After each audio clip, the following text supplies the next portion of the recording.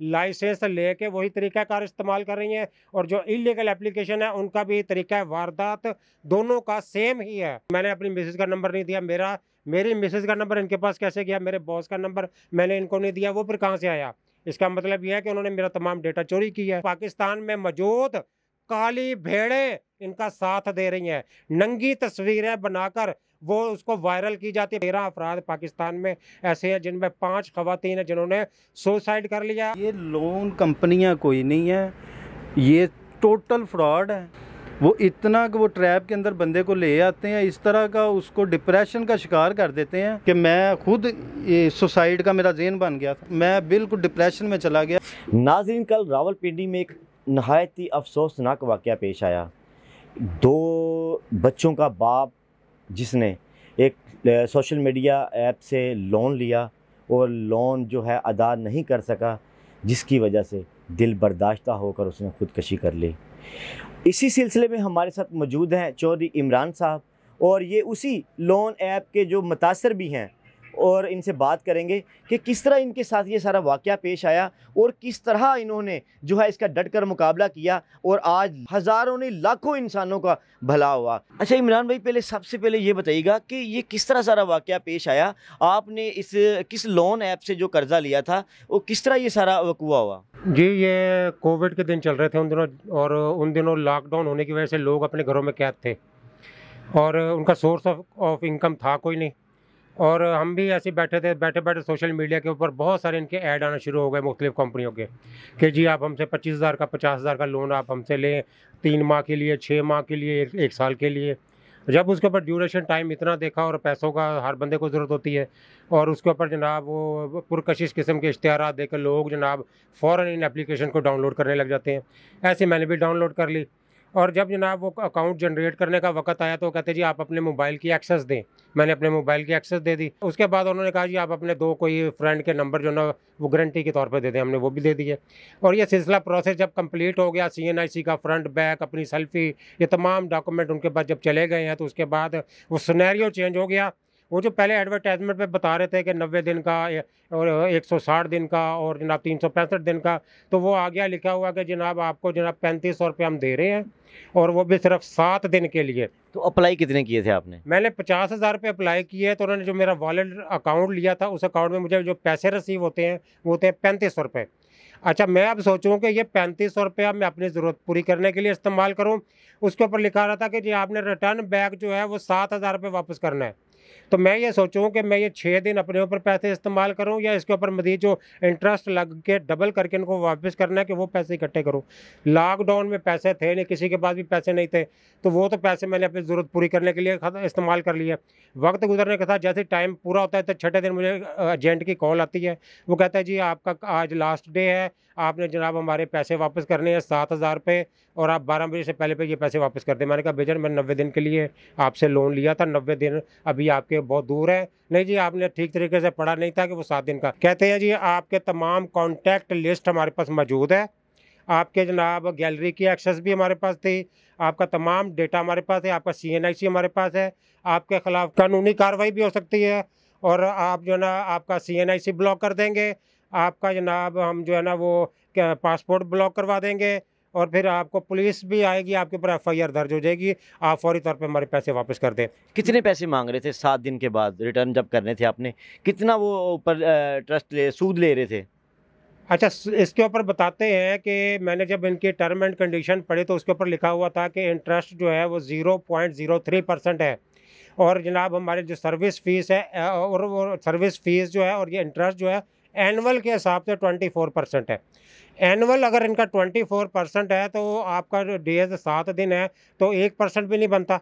तो उस हिसाब से पैसे चार्ज करने की बजाय उन्होंने एनुअल जो पैसे थे वो हमसे जनाब डबल करके वसूल कर रहे थे। कल का जो इंसिडेंट्स हुआ है इंतहाई तकलीफ़ है मुझे, और इससे पहले भी मैंने जब ये मोटिवेशनल प्रोग्राम स्टार्ट किया तो लाखों विक्टिम जो था वो हमारे राब्ते में आए, तो हमने जब उनका डेटा एनालाइज़ किया तो उसके अंदर बहुत सारी चीज़ें, बहुत सारे इंकशाफात हुए। हज़ारों के हिसाब से विक्टिम्स के जनाब वो जो एजेंट्स की कॉल थी और वो उनका पता चला, उनकी वॉइसें सुनी। अब ये जो जितने भी लोन एप्लीकेशंस हैं ये कोई सिलसिला चाइना से स्टार्ट हुआ, चाइना से ये इंडिया में चला गया, इंडिया से फिर ये पाकिस्तान में आ गया, और इनमें तमाम मुल्कों में ये जो ऐप्स हैं, ये चाइनीज़ ऐप्स जो है ना यहाँ पर चल रही हैं, पाकिस्तान में भी चल रही हैं और इंडिया से भी ऑपरेट हो रही हैं। यहाँ पे SCCP से रब्ता किया तो SCCP ने बताया कि जी 5-6 हमारी एप्लीकेशन है जिनको हमने लाइसेंस दिया हुआ है। और मज़े की बात यह है कि वही काम लाइसेंस लेके वही तरीक़ाकार इस्तेमाल कर रही हैं और जो इलीगल एप्लीकेशन है उनका भी तरीका वारदात दोनों का सेम ही है। अच्छा इमरान भाई, जब आपने इनसे 3500 रुपया लिया तो उसके बाद का मुझे बताइएगा, क्या फिर क्या माजरा हुआ, कितने पैसे आपने रिटर्न किए, क्या आपके ऊपर गुजरी? उन्होंने जनाब मेरे तमाम फैमिली के नंबर्स पे कांटेक्ट करना स्टार्ट कर दिया। लोगों को जब कॉलें की, उनकी कॉल्स मेरे पास आती हैं तो मैं मेंटली तौर पे डिसाइड हो गया। मेरी मिसेज का नंबर इनके पास कैसे गया, मेरे बॉस का नंबर मैंने इनको नहीं दिया, वो फिर कहाँ से आया? इसका मतलब यह है कि उन्होंने मेरा तमाम डेटा चोरी किया है। चोरी करने का मकसद सिर्फ और सिर्फ ब्लैकमेलिंग है और ब्लैकमेलिंग से ये जनाब लोगों से सूद के ऊपर पैसे वापस नहीं ले रहे बल्कि भत्ते की सूरत में पैसे वापस ले रहे हैं।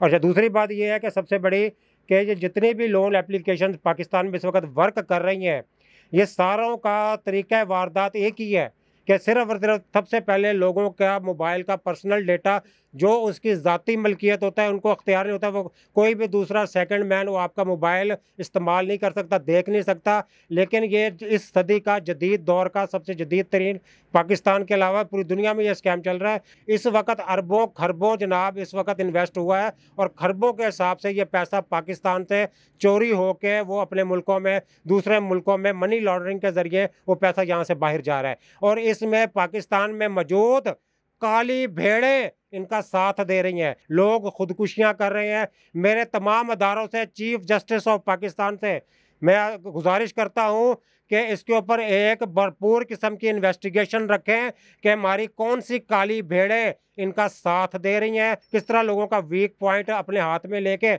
एक आदमी की तस्वीर को उठाते हैं, उसकी फैमिली को तस्वीर को उठाते हैं, उसको पॉर्न स्टार के साथ न्यूड पिक्चर्स एडिट करते हैं, नंगी तस्वीरें बनाकर वो उसको वायरल की जाती है, पहले उनको सेंड की जाती हैं जैसे मुझे सेंड की गई, इस तरह हज़ारों लोगों को, लाखों करोड़ों लोगों को सेंड की जाती हैं, पहले उनको ब्लैकमेल किया जाता है। जब फिर भी उनकी रिकवरी नहीं होती या कम होती है तो वो फिर आपका व्हाट्सएप ग्रुप क्रिएट करते हैं कॉन्टैक्ट लिस्ट का। अच्छा इमरान भाई, ये जो न्यूड पिक्चर का आप जिक्र कर रहे हैं, ये न्यूड पिक्चर आपकी बनाकर सेंड की गई थी? मेरी पिक्चर बना के मुझे सेंड की गई मेरे व्हाट्सएप के ऊपर। दूसरी बात मैं आपको सबसे अहम बात बताऊं, तो जब ये न्यूड पिक्चर सेंड की गई हैं आपको, तो आपने किसी सरकार साइबर क्राइम से, FIA से रब्ता नहीं किया? किसी ने कोई इसके खिलाफ कार्रवाई नहीं की? मेरी जब ये वारदात हुई है तो मुझे उन्होंने खुद ही मशवरा दिया कि ऐसा करें कि आपके पास अगर इमीडिएट पैसे नहीं है तो ऐसा करें आप कोई और एप्लीकेशन डाउनलोड करें, वहाँ से पैसे निकाल कर हमें दे दें। इसी तरह सर्कुलेट करते हुए 4 एप्लीकेशन में मैं फंस गया। जब मैं 40,000 रुपये टोटल कर्जा था, 40,000 के ऊपर 2,70,000 रुपये मैंने जब इनको पे किया है, उसके बाद वो इंटरेस्ट की मद में, एक्चुअल भी नहीं, इंटरेस्ट की मद में, तभी भी वो रकम वहीं की वहीं खड़ी, उसके ऊपर डेली बेसिस पे इंटरेस्ट बढ़ता जा रहा। जब मैंने ये तमाम स्कैम में फंस गया तो फिर मैंने ये सोचा कि मैं इसका क्या करूं। फिर मुझे किसी दोस्त ने मशवरा दिया कि आप ऐसा करें कि अपने FIA साइबर क्राइम इनके ख़िलाफ़ दरख्वास्त दें। मुकम्मल जो है फ़ाइल तैयार करके मैंने तमाम फ़ाइल FIA साइबर क्राइम के ऑफ़िस में, लाहौर के ऑफ़िस में मैं जमा करवा के आया हूँ। और मैंने उनको 3 बार पूछा फ़ोन करके, खुद उन्होंने रब्ता नहीं किया, मैंने उनसे रब्ता करके पूछा सर मेरी फ़ाइल का क्या बना। कहता है जी आपकी फ़ाइल के ऊपर अभी नंबर नहीं लगा और जैसे जब आपका नंबर लगेगा फिर आपको कांटेक्ट कर लिया जाएगा। अब इसके ऊपर इन्वेस्टिगेशन जारी है। 2 साल में इस वक्त जनाब 13 अफराद की जो हमारे पास डेटा पहुंचा है, 13 अफराद पाकिस्तान में ऐसे हैं जिनमें 5 ख़वातीन हैं जिन्होंने सुसाइड कर लिया है। और सबसे बड़ी बात यह है कि भाई अभी तक उनकी कोई भी खबर जो है किसी भी मुतलका थाने या FIA साइबर क्राइम में नहीं पहुंची। इस वक्त 100 से ज़ायद एप्लीकेशन पाकिस्तान में लीगल इलीगल एक्टिविटी में इन्वॉल्व है, काम कर रही हैं। हमारे अदारों को पता है और अदारों में बैठे हुए काली भेड़ें जो हैं वो जनाब उसमें से जनाब लोटे भर भर के वो जनाब वो पी रही हैं और उनको खुली छूट दी हुई है। जो मुतासरीन हैं इनको कैसे मोटिवेट कर रहे हैं आप कि इस जो जराइम पेशा ऐप हैं इनसे बचा जा सके? मैंने अब तक तकरीबन लाखों के हिसाब से जो विक्टम्स हैं, हमने पाकिस्तान के मुख्तलिफ बड़े 10 शहरों में व्हाट्सएप ग्रुप क्रिएट किए और उसके अंदर हमारे पास लाखों विक्टम है और लाखों विक्टम का डेटा हमारे पास है। और हमने ये डेटा जो है मुतलका अदारों को हमने फराहम किया है और वो मैं उनके एविडेंस भी दे सकता हूँ कि किन किन अदारों को हमने अपने लाखों विक्टम का डेटा दिया है। और वो तमाम और वो जो सुनने वाले अदारे वो भी जान गए होंगे और समझ गए होंगे कि इमरान चौधरी ने किन किन को डेटा फराहम किया है लाखों विक्टिम का। और अब मैं आता हूँ अपनी ऑडियंस की तरफ जो इन लोन ऐपों का शिकार हो चुके हैं। मैं आपको 3 चीज़ें बताता हूँ ऐसी कि जिसकी वजह से आपके अंदर से डर और खौफ निकल जाएगा। पहली चीज़ तो ये है कि जब आपको ब्लैकमेल कर रही हैं, जब आपको जनाब ये थ्रेड कर रही हैं और आपको जनाब पैसा मांगने के लिए आपके साथ इस तरह का हरबा इस्तेमाल कर रही हैं, तो पहली फुर्सत में आप ये समझ लें कि ये गैर कानूनी काम कर रही हैं, और जो खुद गैर कानूनी काम हो वो आपके ऊपर कानूनी एक्शन कैसे ले सकता है। और ये मैं आपको 110% कहता हूँ, चाहे वो लीगल एप्लीकेशंस हैं जिनको 5-7 एप्लीकेशन जिनको ओन कर रहा है STCP, वारदात वो भी कर रही हैं, जो इलीगल कर रही हैं वो तो कर ही रही हैं, लेकिन लीगल एप्लीकेशन जो वारदात कर रही हैं उनके गिर तो शिकंजा जो है वो ज़्यादा सख्त हो सकता है। आप उनके खिलाफ जितनी एप्लीकेशन हैं FIS साइबर क्राइम में जाकर इनके खिलाफ दरख्वास्त ज़रूर दें, और उसके ऊपर आप जो है ना दरख्वास्त के ऊपर डायरी नंबर लिखवा कर आएँ, जो कंप्लेन नंबर है वो लिखवा कर लाएँ, वो आपकी सेफ्टी है। कल को आप कोर्ट में उसको प्रेजेंट कर सकते हैं कि जी हमने मुतलका रेलिवेंट डिपार्टमेंट में ये दरख्वास्त जमा करवाई थी। जिस वक्त ये पहली खुदकुशी हुई थी, अगर हमारे कानून नाफज करने वाले इदारों ने, सिक्योरिटी एजेंसीज ने अगर नोटिस लिया होता तो आज 2 बच्चों का बाप जो इस वक्त खुदकुशी कर चुका है वो खुदकुशी ना करता। इसी तरह हमारे साथ एक और मुतासिर मौजूद हैं जो इसी लोन ऐप के शिकार हुए, उन्होंने अपना प्लाट तक बेच दिया। उनसे बात करेंगे कि ये कहानी कहाँ से शुरू हुई और किस तरह इन्होंने कर्जा लिया। अच्छा काशिफ भाई, ये क्या मामला हुआ, किस तरह हुआ? मुझे पता चला कि आपने अपना प्लाट तक बेच दिया इन लोगों को कर्जा देने के लिए। हाँ जी, 2021 के एंड पे मुझे कुछ पैसों की ज़रूरत थी, तो मैंने ये लोन ऐप्स के बारे में सुना हुआ था, तो मैंने फेसबुक पे ऐड देखा एक ऐप का, तो वो मैंने ऐप डाउनलोड की। 1 लाख रुपया वो लोन दे रही थी कंपनी। कौन सी ऐप थी ये? वो थी अपना इंस्टेंट बैंक लोन, इस तरह का नाम था उसका। तो 1 लाख रुपया लोन दे रही थी 1 साल के लिए, 360 दिन के लिए। तो इंटरेस्ट रेट भी बहुत कम था, 1,06,000 रुपया वापस करना था उन्हें साल में। तो वो मतलब कि मैं उसे डाउनलोड कर लिया एप्लीकेशन को डाउनलोड करने के बाद वो जो फॉर्म वगैरह था वो मैंने सबमिट किया, जो भी उसको उसके बाद मैंने फ़िलअप करके ID कार्ड की फ्रंट बैक तस्वीर, अपनी एक सेल्फ़ी और ये फार्म वगैरह फ़िल करके मैंने अप्लाई कर दिया, और जो क्रेडिट अकाउंट मांगा था वो भी मैंने दे दिया। तो शाम को मेरे अकाउंट में 19,000 रुपया मेरे अकाउंट में क्रेडिट हो गया।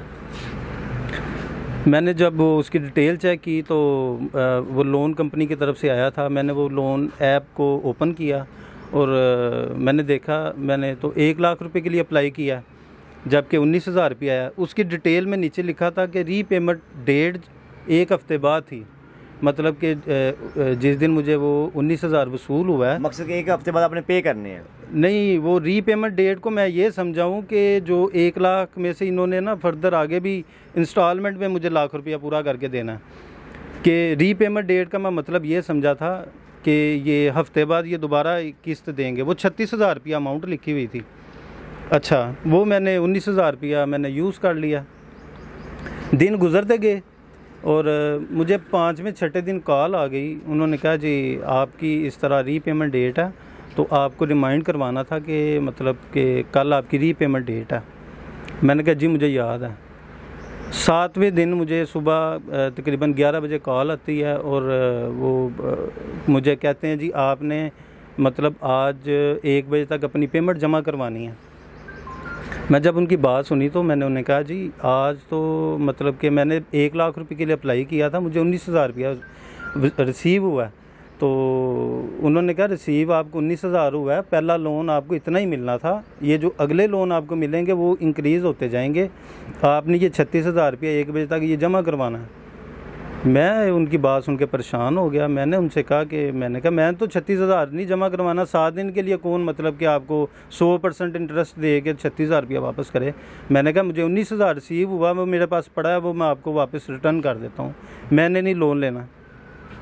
उन्होंने कहा अब आपने अप्लाई किया, इसके पूरे प्रोसीजर के अंदर से गुजर के गए हैं, अब आपको ये 36,000 की अमाउंट जो है ना ये आपको हमें वापस करनी पड़ेगी 1 बजे तक। अच्छा, मेरी उनसे सर बहस होती रही, तो उन्होंने कहा जी 1 बजे तक आपने, उन्होंने मुझे टाइम लिमिट दी थी, जैसे अल्टीमेटम देते हैं कि 1 बजे तक पेमेंट जमा करवानी है, नहीं तो फिर जो भी होगा, जो भी खमियाजा तुम्हें भुगतना पड़ेगा, उसके लिए तुम तैयार है ना। तो मैंने कहा कोई मसला नहीं है, मुझे तो पता नहीं था आगे होना क्या है। मैंने कहा ठीक है, मैंने 19,000 रुपया आपने वापस लेना है, मुझे अकाउंट भेजें, मैं आपको रिटर्न कर देता हूँ, मैंने नहीं 36,000 रुपया देना। अच्छा, उसके बाद तकरीबन 1 बज जाता है, उसके लगभग मुझे अपना कॉल आती है। उससे पहले वो मुझे कहते हैं अच्छा हमारी सीनियर से बात हुई है, आप इस तरह करें, आपने 1 हफ़्ता हमारी पेमेंट को यूज़ किया, आप 36,000 ना वापस करें, आप चले इसमें 4,000 रुपया जो है ना इंटरेस्ट वो डाल के 23,000 रुपया हमें वापस कर दें।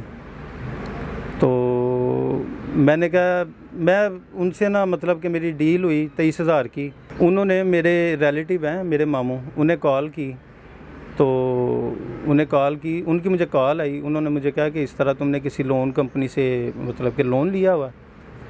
मैं थोड़ा हैरान हो गया, मैंने कहा कि ये मेरे रिलेटिव को किस तरह इन्होंने कॉल कर ली। हालांकि जिस नंबर से मुझे कॉल आ रही थी वो पाकिस्तान का नंबर नहीं था, वो मतलब किसी और कंट्री का नंबर था, वो नेपाल का नंबर था। मैं थोड़ा सा घबरा गया, मैंने कहा अच्छा मैं आपको ना 23,000 रुपया वापस कर देता हूँ। उन्होंने मुझे अकाउंट नंबर भेजा, मैंने वो 23,000 रुपया उनके अकाउंट में जमा करवा दिया, बात को रफा दफा कर दिया।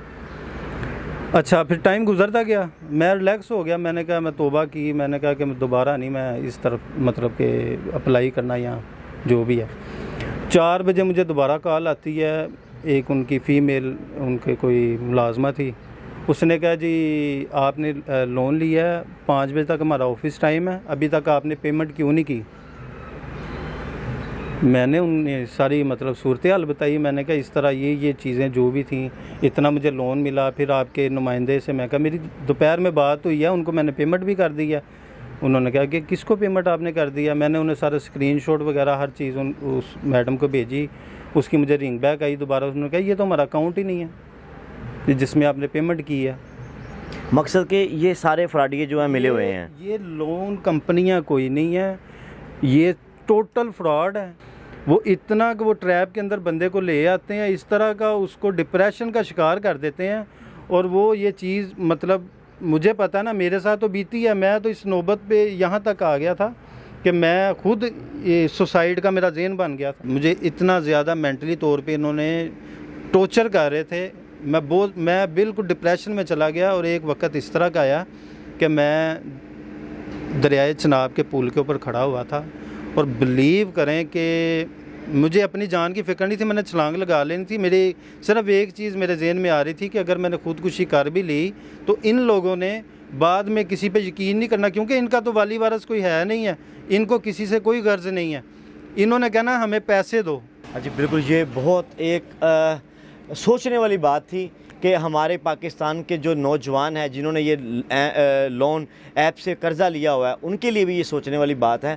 इन्होंने बहुत बड़ी बात की कि अगर मैं खुदकशी कर लेता तो फिर भी ये मामला हल नहीं होना था, मेरे बीवी बच्चों को इसी तरह हरासा किया जाना था। और इन्होंने दलेरी का मुजाहरा करते हुए खुदकशी करने से जो है वो गुरेज़ किया, और आज अल्हम्दुलिल्लाह हमारे दरमियान इस वक्त बैठे हुए हैं।